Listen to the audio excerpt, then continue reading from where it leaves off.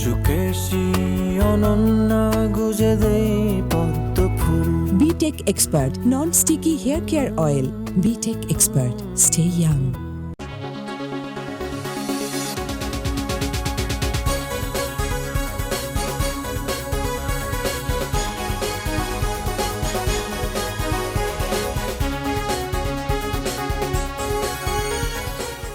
প্রিয় দর্শক, আপনাদের সবাইকে সাদর আমন্ত্রণ জানাচ্ছি BTech expert hair care oil আমার আমিতে। আমি সারিকা।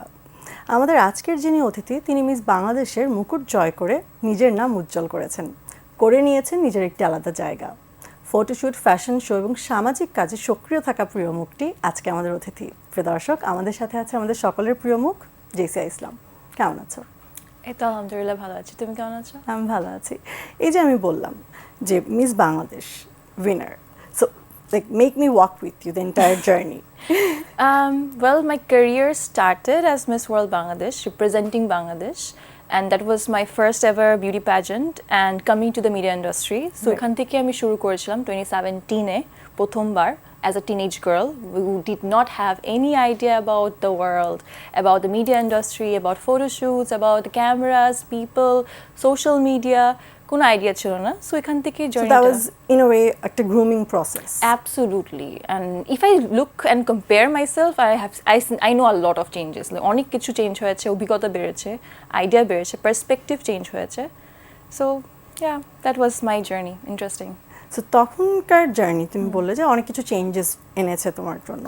সো যখন তুমি আসলে ওই কম্পিটিশনে এন্টার করেছিলে, তখন কি আসলে এক্সপেক্ট করেছিলে যে that you are gonna be the winner? Absolutely not. আমার প্ল্যানিং ছিল যে আমি অভিজ্ঞতার জন্য যাচ্ছি, 2-3 বছর নিজেকে গ্রুম করে আবার যাব।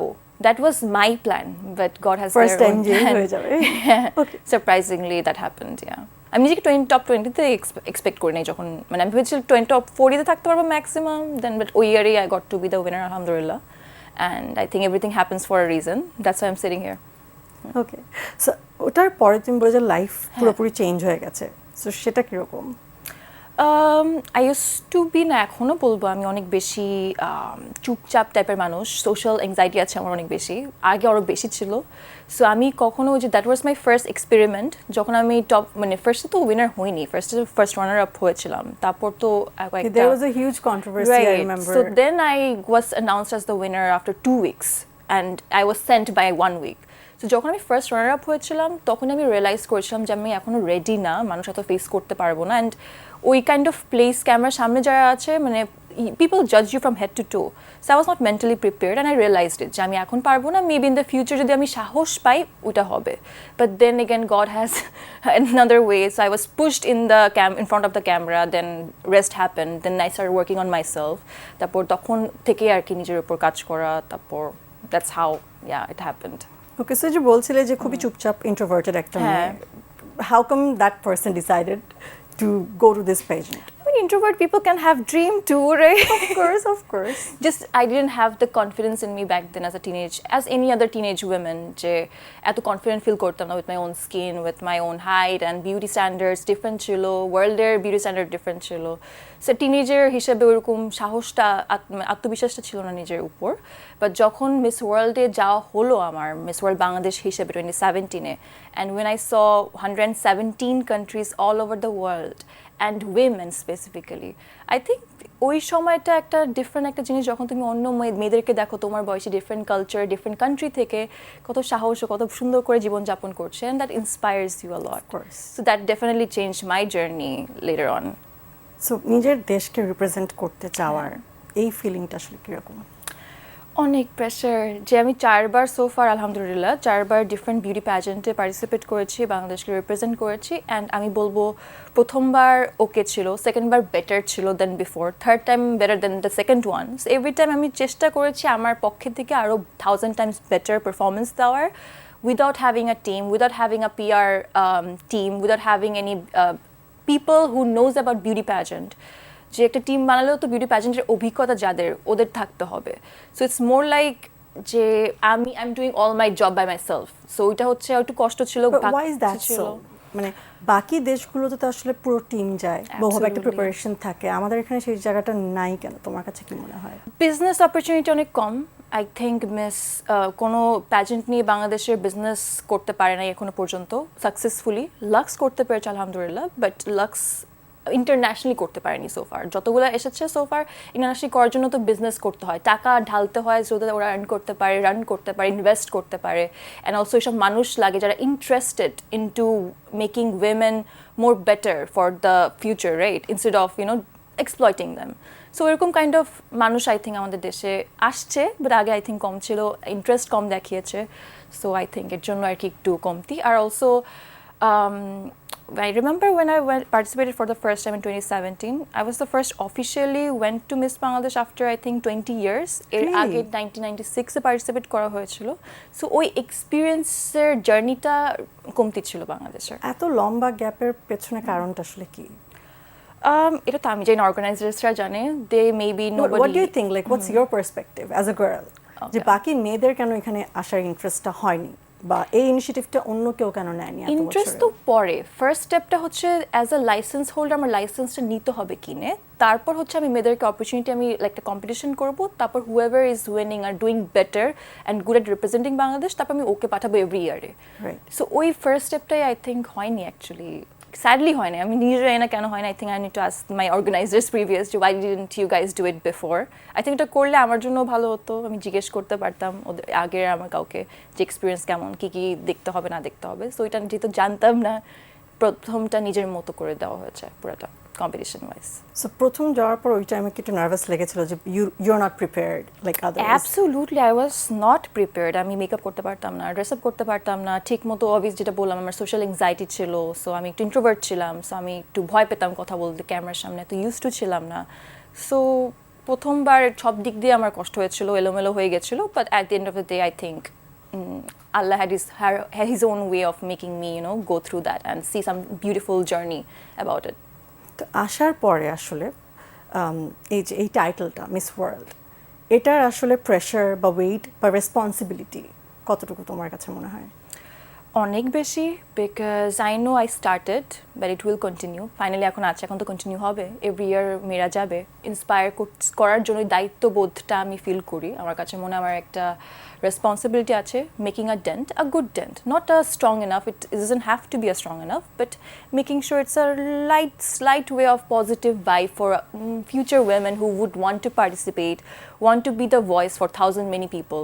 Right. I think that place is very special. So I want to make sure every woman in the future who wants to participate, they feel special when they want to dream about this.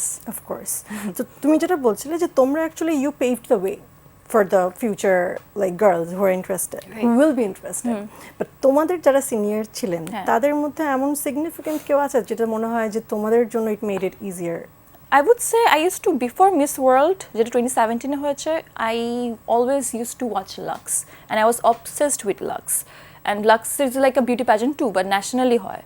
So আমি beauty pageant নিয়ে লাক্সের থ্রুতেই আমি অনেক inspired হয়েছি। Lux যারা গেছে, example you as well. I did not go to Lux. You did not, but as a মানে when I saw you as a model when you started, you তারপর শকাপু, তারপর আরো অনেকে। So I think that was kind of admirable, যে women like you are doing beautifully doing that and working like that. So I think those kind of things made me inspired in different ways too. আচ্ছা, তো first step তো গেল যে winning the title, তো এর পরে আসার পরে modelling, how did that journey start? এই প্রশ্নের উত্তর দেবো, কিন্তু তার আগে নেব ছোট একটা বিরতি। দর্শক ফিরছে বিরতির পর। যখনই কখনো সোশ্যাল মিডিয়া আমাকে একটু বদল করে কোনো একটা নিউজ বা কোনো কিছু নিয়ে আলোচনা হচ্ছে, তো আমি জাস্ট ট্রাই করি একটু কম অ্যাক্টিভ থাকতে। সুকেশী অনন্যা গুজে দেই পদ্ম ফুল। BTech Expert Non-Sticky Hair Care Oil. BTech Expert. Stay young. দর্শক ফিরে এলাম বিরতির পর। কথা হচ্ছিল জেসির সাথে। যাওয়ার আগে জিজ্ঞেস করেছিলাম যে মডেলিংয়ের স্টার্টিংটা আসলে কীভাবে হলো বা কোন কাজ দিয়ে হলো, কার সাথে?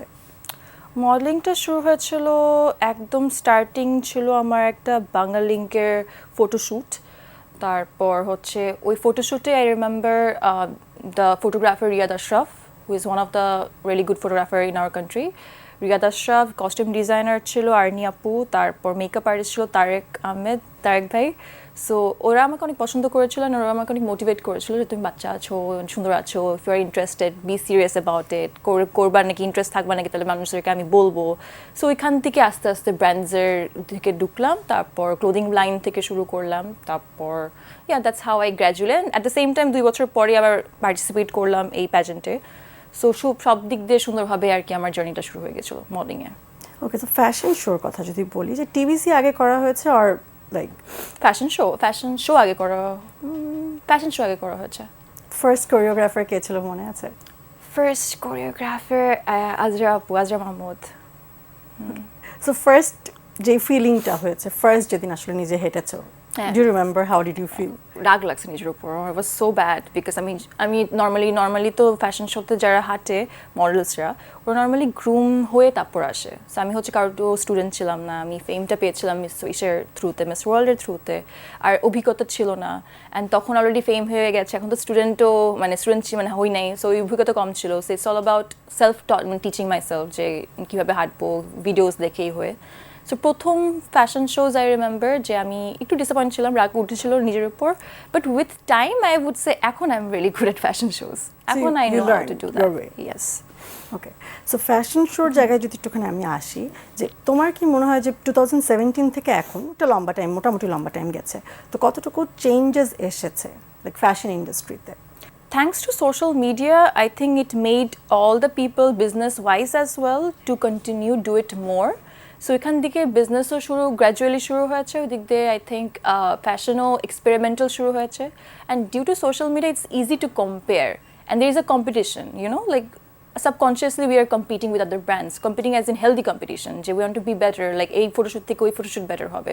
সো এভরি ইয়ার একটা চেঞ্জেস আসতেছে, সো ওইটা আই থিঙ্ক ভালো ওয়েতেই চেঞ্জ হয়েছে বাংলাদেশের ফ্যাশন ইন্ডাস্ট্রিতে।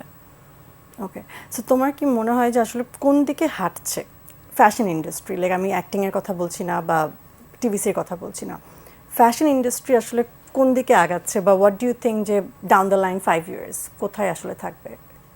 It's hard to predict, I cannot tell, but I hope I know that it's going in a good way, but যদি unpredictable কোনো circumstance এসে পড়ে, then I don't know, but I hope it goes in a good way, good path. So, তোমার favourite model K?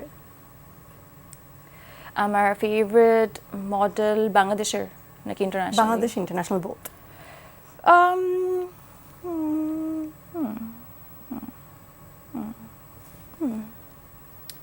I think I really like Kendall Jenner.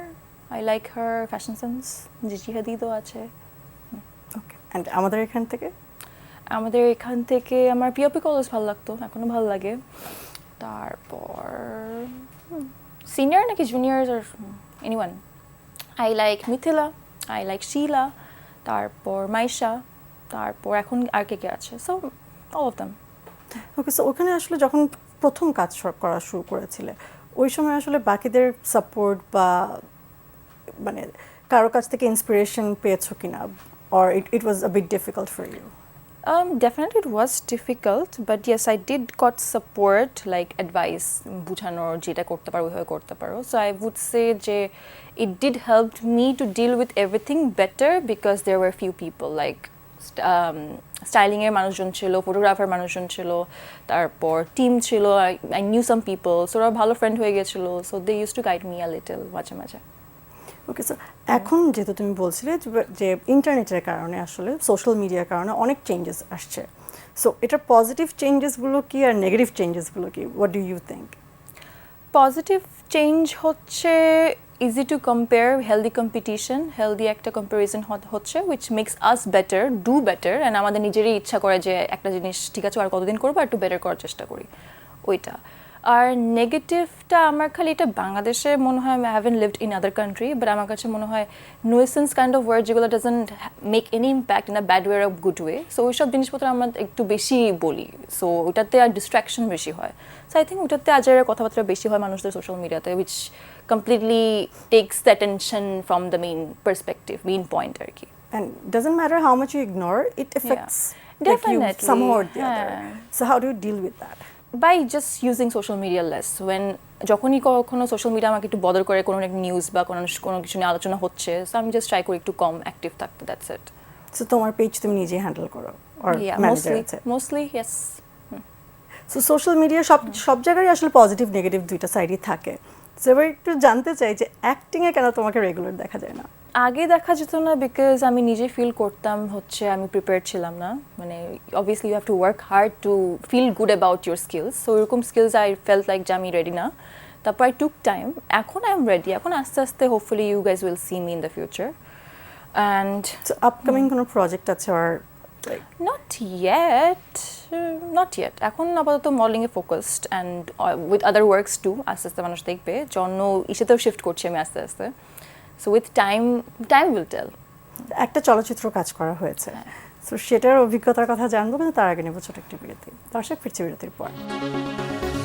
তো যখন আসলে কাজ করছো তখনকার থেকে যদি বলি সবচেয়ে পছন্দের কো আর্টিস্ট অ্যাক্টিংয়ের ওই যে এভিএম সুমন সোফার। আচ্ছা, দর্শক ফিরলাম বিরতির পর, কথা হচ্ছিল জেসিয়ার সাথে।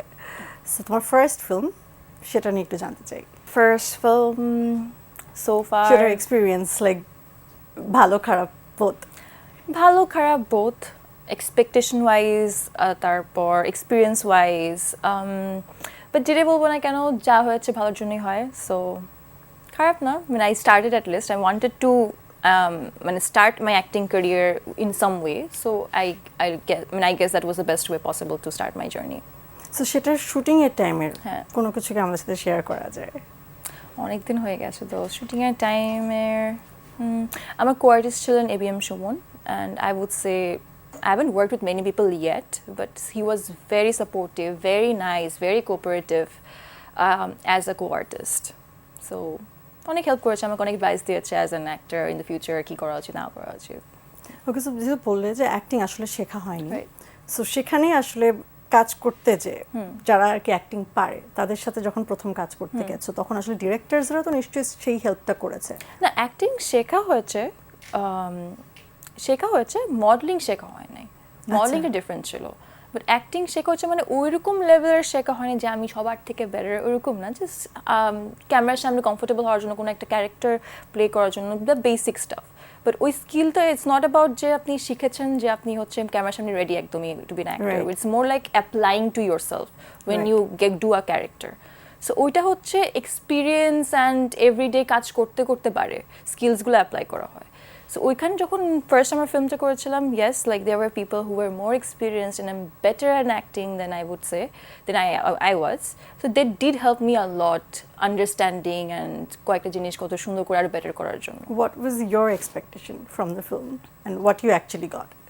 মাই এক্সপেকটেশন ওয়াজ যে বাংলাদেশে একটা ভালো একটা ফিল্ম হচ্ছে, এটা নিয়ে অনেক আগে থেকে একটা বই লেখা, উপন্যাস লেখা হয়েছিল সিরিয়াল ওয়াইজ, অ্যান্ড ওটা হচ্ছে অনেক ভালো একটা ক্যারেক্টার। সো আমি ভেবেছিলাম ভালো একটাই হবে। তারপর এক্সপেকটেশন থেকে রিয়ালিটি কেমন ছিল, একটু ডিসঅ্যাপয়েন্টমেন্ট হয়েছি। আমার কাছে মনে হয় আরও একটু বেটার করা যেত। আমার কাছে মনে হয় I think it's okay because কারোরই তো আসলে ফার্স্ট কাজেই that's হয় না, fine so too. it will happen. হ্যাঁ, I guess. You don't worry.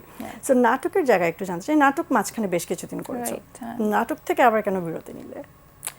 কারণ আমি রিমেম্বার আমার চ্যানেলে রেগুলার বেসে একটা নাটক করা হতো, 2টা নাটক এভরি মান্থ কাইন্ড অফ, ওটা ছিল একটা ওয়ে অফ প্র্যাকটিসিং। ওকে, তারপর যখন আমার আই থিঙ্ক 9-10টা এরকম টানা করা হলো, পরে ঘুরে ফিরে same character, same kind of story, মানে সেম ক্যারেক্টার সেম স্টোরি, মানে আমার কাছে মনে হয় বাংলাদেশ না পুরো ওয়ার্ল্ড ওয়াইড একটা মেয়ের জীবন অনেক ওয়েতে দেখানো যায়, একটা স্টোরি অনেকভাবে দেখানো যায়, একটা ক্যারেক্টারও অনেক টাইপের উইমেনের এক্সিস্ট করে অলরেডি ওয়ার্ল্ডে। সো একই টাইপের মেয়ে কতবার করবো, সো আমার নিজের কাছে মনে হচ্ছিল যে আমি এনজয় করছিলাম। So that's why I'm ভাবলাম যে in the future, why do I like acting and want to continue acting? Because I love representing and living in other people's shoes and trying to see the world in that way. Exploring, exactly. So exploration টা হচ্ছিল না দেখে I gave it a pause. In the future যদি আমার মনে হয় যেটা সবার কাছে আসলে শোনা যায় যে একটা চরিত্র যদি কোনোভাবে পছন্দ করে ফেলে দর্শকরা, কনস্ট্যান্টলি সেটাই আসছে। সেটা চ্যালেঞ্জিংও লাগে না, তখন মনে হচ্ছে সেম জিনিস আর কি করবো, ডিফারেন্ট কিছু নাই। আচ্ছা, তো যখন আসলে কাজ করছো তখনকার থেকে যদি বলি সবচেয়ে পছন্দের কো-আর্টিস্ট অ্যাক্টিং এর ওই যে এভিএম সুমন সোফার। আচ্ছা, এবং পার্সোনাল লাইফে পছন্দের মানুষকে? আমি তোমার অন্য কেউ, like significant other? Oh, significant other. My birds, I have 2 birds and I love them. They're very cute. You're beating around the bush. You know what I'm talking about. আচ্ছা, লাইক আমরা কি তাহলে বুঝবো যে স্পেশাল কেউ নাই, বা you are not ready to talk about it? ওরকম কোনটা? Both maybe. Maybe. Okay, so আমরা সময় আসলে জানতে পারবো, বাট হোয়াট আই ফিল। আচ্ছা, এবার একটু পার্সোনাল লাইফ নিয়ে কথা বলতে চাই। ফ্যামিলিতে কে কে আছে এবং ব্যক্তি তুমি আসলে কিরকম? It's very hard to understand নিজেকে অন্য মানুষের পার্সপেক্টিভ থেকে, বাট আমি বলবো হচ্ছে ফ্যামিলিতে হচ্ছে আব্বু আম্মু ভাই সবাই আছে, আর আমার 2 বার্ডস যেটা মেনশন করেছি। আর ব্যক্তিতে আমি হচ্ছে যেটা বললাম, I am a very introverted person, but that doesn't mean I hate talking to people. I love talking to people, different kind of age groups. আমার কাছে মানুষের সাথে কথা বলতে ভালো লাগে, ডিফারেন্ট জিনিস নিয়ে ওদের ব্যাপারে নিয়ে জানতে ভালো লাগে, এক্সপ্লোর করতে ভালো লাগে। I would say I'm a very curious as a woman. I'm very curious about everything in the world. যতক্ষণ পর্যন্ত আমার কোনো কিছু না জানি, আমি এটা নিয়ে আরও বেশি রিসার্চ করতে থাকি। আর কি, যদি কখনো কোনো কিছুতে মন অনেক থেকে যায়, যেরকম কাজের স্কিলস বা কিছু একটা, I know I'm a very hardworking person. So I know I will make sure I get there or achieve something. Beyond all these glitz and glams, তুমি নিজে মানুষ হিসাবে আসলে কি মনে হয় যে কোন জিনিসটা সবচেয়ে বেশি এনজয় করো, বা কোন জিনিসটাতে সবচেয়ে বেশি হার্ট হও? কোন জিনিস সবচেয়ে বেশি এনজয় করি? Spending quality time in general. It can be with friends, family or anybody. Quality time হচ্ছে আমার কাছে অনেক ভালো লাগে, এনজয় করি। খুবই বেশি এক্সস্টিং লাগে যখন নেগেটিভ এনার্জিস মানুষদের যাদের ইন্টেনশনস ডিফারেন্ট, আমার সাথে ম্যাচ করে না, সো ওদের সাথে it's you know like this kind of work we do every day basis, we have to deal with so many different kind of people every day, different mindset. So এটা কিন্তু একটা পয়েন্টে exhausting লাগে at the end of the day. It doesn't sometimes serve your purpose, তখন এটা বিরক্ত লাগে জিনিসটা। And that energy actually hampers your energy. Yeah, absolutely, হ্যাঁ। থ্যাঙ্কস আ লট আমাদেরকে টাইম দেওয়ার জন্য। সো আমরা অনুষ্ঠানে একদমই লাস্টে চলে এসেছি, কিন্তু যাবার আগে তুমি যদি দর্শকদের কিছু বলতে চাও বলতে পারো। Thank you so much for loving me and supporting me so far. That's it, and thank you so much to BanglaVision, and yeah, thank you so much to you as well. তোমাকে অসংখ্য ধন্যবাদ আমাদেরকে সময় দেওয়ার জন্য। কিন্তু যাবার আগে তোমার জন্য একটা গিফট আছে বিটেকের পক্ষ থেকে। Thank you so much. Thanks a lot আমাদেরকে টাইম দেওয়ার জন্য। দর্শক সবাই ভালো থাকবেন, আগামী পর্বে দেখা হবে প্রিয় কোনো তারকার সাথে।